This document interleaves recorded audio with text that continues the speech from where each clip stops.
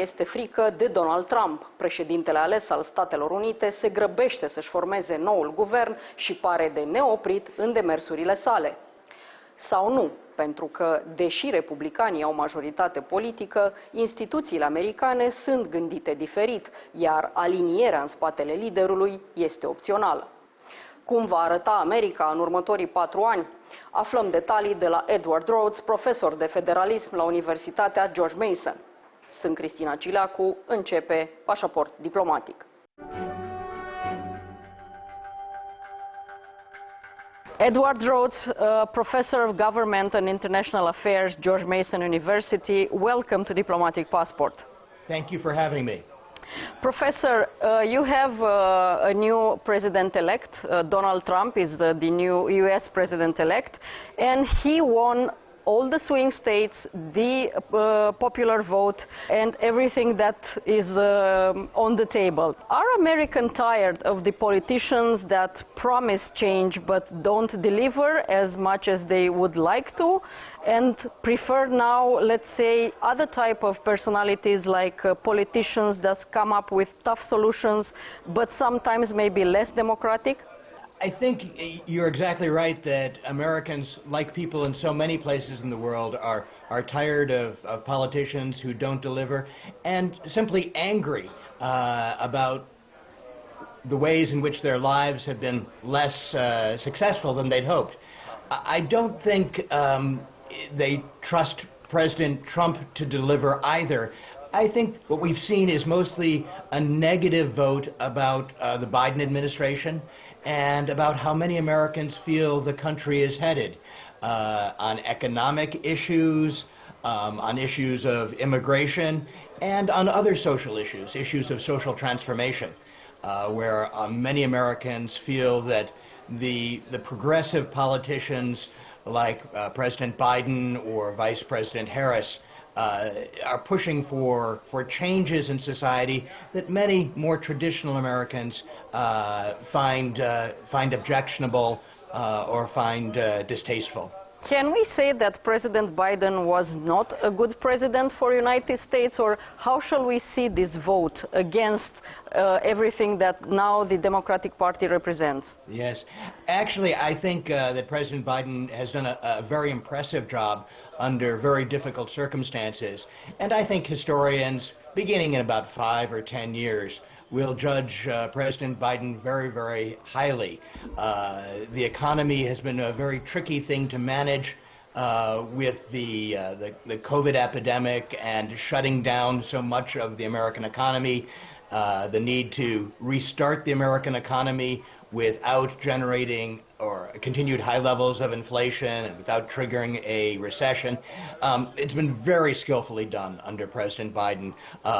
Massive investment in infrastructure that we're not really seeing the impact of yet, but that over the next 20 years will pay huge dividends. So I think President Biden actually has done a very, very skillful job. But Americans, like many people around the world, simply are angry. What we're seeing here in America, as in so many places in the world, is a transition from the old industrial economy, relying on large factories, employing a lot of skilled or unskilled labor, a move from that to a post-industrial economy in which education is much more important and in which blue-collar, working-class people find they have less of a home, less of a role to play. And I think that what we're seeing in America is, again, this kind of anger. I don't think there was anything President Biden could have done that would have made Americans happy. This is just a difficult time for many, many Americans. The last 70 years of transformation, and quite frankly, the next 20 years of transformation are going to be very hard. And so I think it was simply a bad year to be the Democratic Party. And I think actually the Democratic Party did about as well as you could expect for a party that had to be in the White House and had to have a major role in Congress over the last 4 years. What we see now, the way those two traditional parties of United States, both Republican and Democrats, go, we have on one side MAGA, Make America Great Again movement, so that means Republican Party is sliding towards the right, more extreme right, and on the other side, in the Democratic Party, we see now that Kamala Harris lost the elections, it's a slide towards more extreme left. Do you think that is a temporary situation, or the party will actually transform and remain as such? I think actually we're seeing what may be a realignment of the political parties. That the Republican Party actually is, despite the fact that it won a handsome victory in this very bad year for the Democratic Party, the Republican Party is really deeply divided. It's deeply divided between the traditional Republicans, who are very conservative on economic issues, who would like to see a balanced budget, or at least something much closer to a balanced budget, who would like to see reduced federal spending, even if that might mean higher taxes, although they don't like taxes. No one likes taxes. And the traditional Republicans are relatively moderate on social issues. They are perhaps more conservative than many Democrats on social issues, but they're not extremely conservative. And what we see with the MAGA movement is a much more populist movement. It's working class folks who see their role declining. There's a huge gender gap now. It's young men who are angry that they can't find jobs, young families that are angry because they can't afford to buy a house. Again, young men who find their gender roles being challenged. It's much of what used to be a traditional Democratic Party core has coalesced into this MAGA movement. And as a result, a lot of traditional Republicans, they're people that Mr. Trump calls Republicans in name only, or rhinos. And really this is the traditional Republican Party that is being pushed out. So I think it's going to be interesting over the next 2 to 4 years. There are, although we saw a lot of Democrats staying home and not voting in this election, it's also a very strong feeling among a lot of the elite in the Republican Party that they don't want to be part of this Republican Party. They would like to be part of the governing party, but they don't like the kinds of social policies that are being introduced. They think the hard line on immigration that the president-elect is pushing, that Mr. Trump is pushing, will be disastrous for the U.S. economy. It's what all the economists agree on, that you can't push that many immigrants out without major problems. They think the emphasis on a tariff is going to be, again, disastrous for the U.S. economy, that it'll generate enormous amounts of inflation. So again, the more educated part of the Republican Party, the more traditional part, the folks with more, with deeper, more long-term economic interests, are very unhappy with what Mr. Trump is suggesting. And so I think we're going to continue to see a struggle.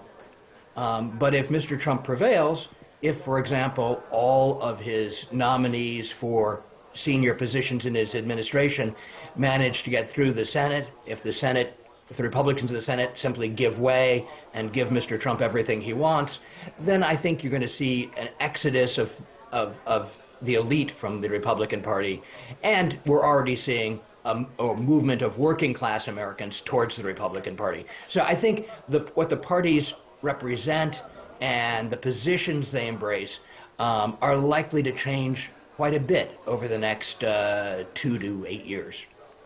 What a presence like a character like Elon Musk means for the new administration?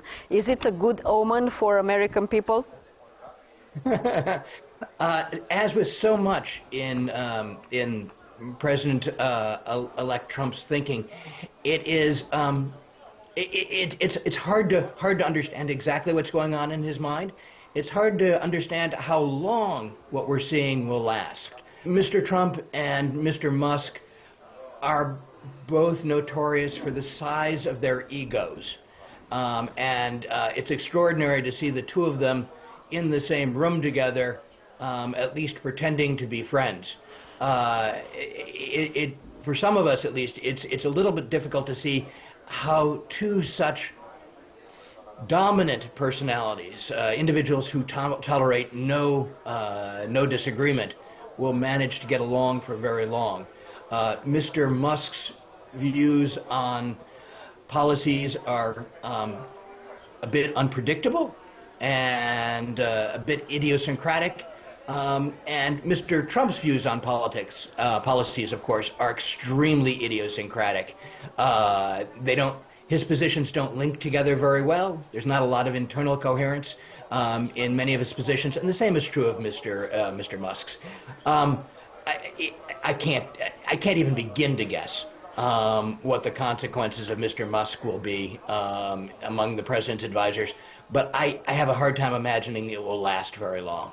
We have a reminder of the first administration of Donald Trump, and Bob Woodward described it very well in his book Fear.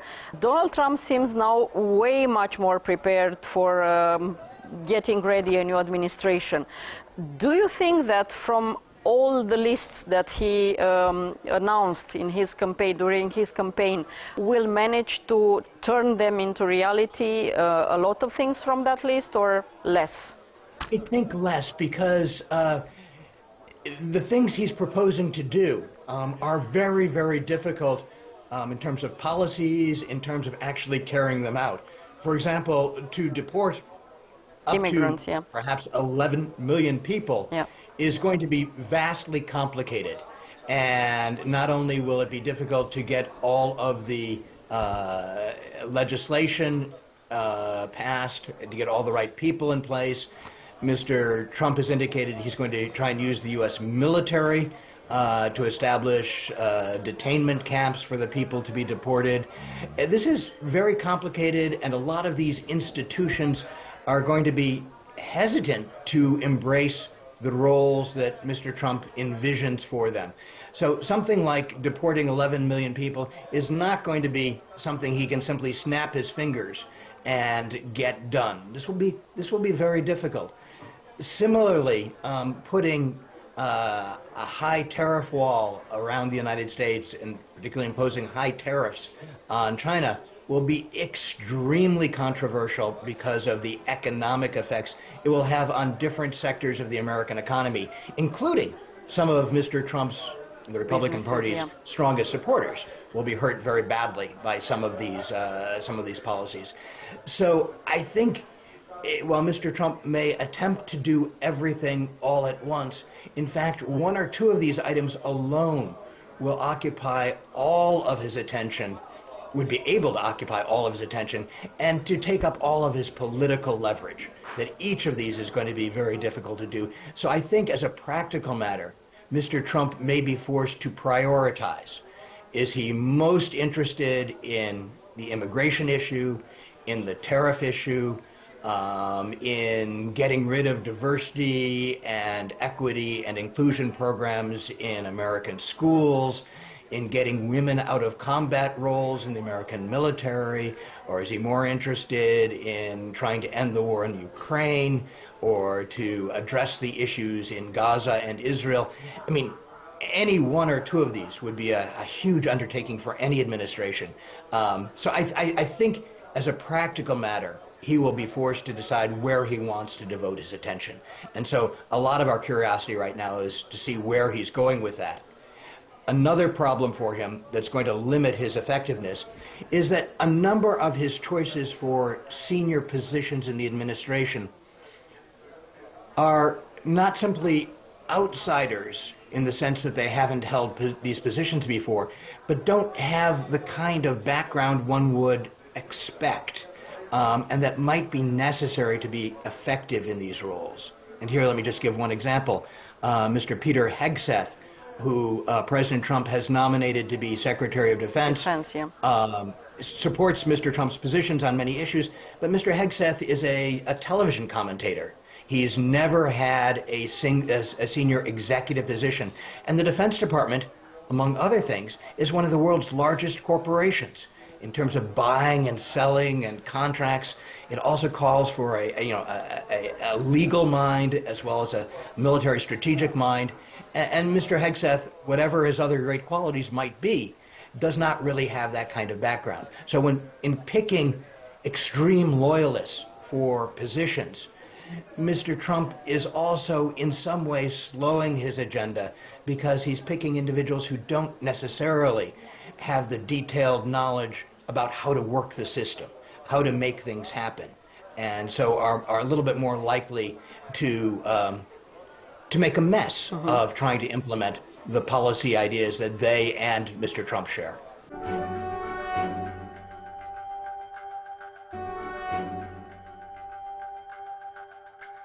In this note, because President Biden during the campaign constantly said that democracy is a threat if Donald Trump becomes president, will the strong democratic institutions of the United States manage to survive a new Trump administration?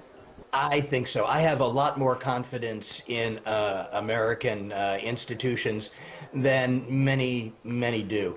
My background is largely in studying American history. Yep. And it is true that we are in a difficult time in American history. But if you compare it to the stresses to our democratic institutions that we have faced at a number of times in the past, this is relatively modest. Now, I am worried. I do think many of the things that President-elect Trump has said are very worrisome, and that I do think he has strong authoritarian tendencies that will need to be checked. But I think there is less danger that America slides towards some sort of authoritarian path than than many people believe. The first obvious challenge here, and the first test, will be to see how the U.S. Senate reacts to Mr. Trump. Mr. Trump's party, the Republicans, control the Senate, but the Senate has the right to not confirm, to refuse to confirm Mr. Trump's senior administration appointments. And given the fact that a number of these nominees for these positions are widely regarded as being woefully unqualified and of dubious moral character, it might be unusual, but it's quite possible that the Republican-controlled Senate will reject these nominees, and that there'll be a face down, that either Mr. Trump will be forced to pull back his nominees, or that the Senate will consider them and reject them. Mr. Trump is putting pressure on the Senate not to reject them, and he's putting pressure on the Senate to create a back path where the Senate wouldn't have to vote one way or the other, and his nominees would still be seated.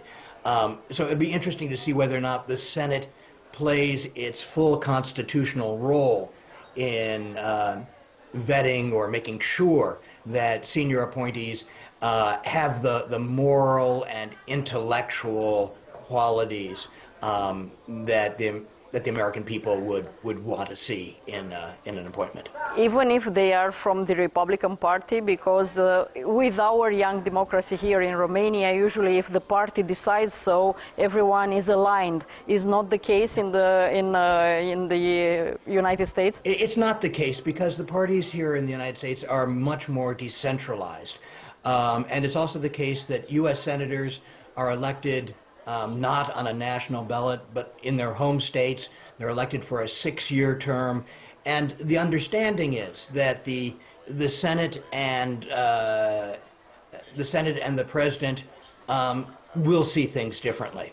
In fact, the way our Constitution is designed, it was designed deliberately to make sure that the House of Representatives, our lower house, would keep a check on the Senate and the Senate on the House, and that both of them would oppose the President and be suspicious of the President when the President proposes things, that all of these institutions are deeply jealous of their prerogatives and their powers.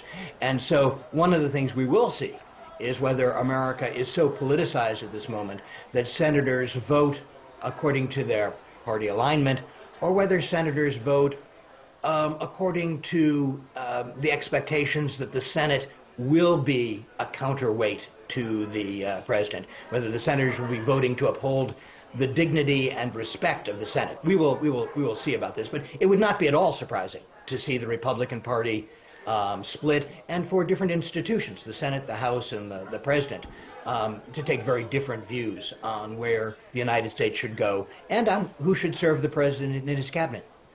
Professor Rhodes, thank you so much for this discussion. Thank you.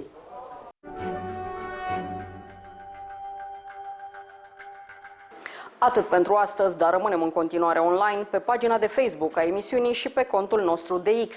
Revenim cu subiecte noi din lumea diplomației și a politicii externe, vinerea viitoare de la 11:30 și în reluare sâmbătă după miezul nopții. La revedere!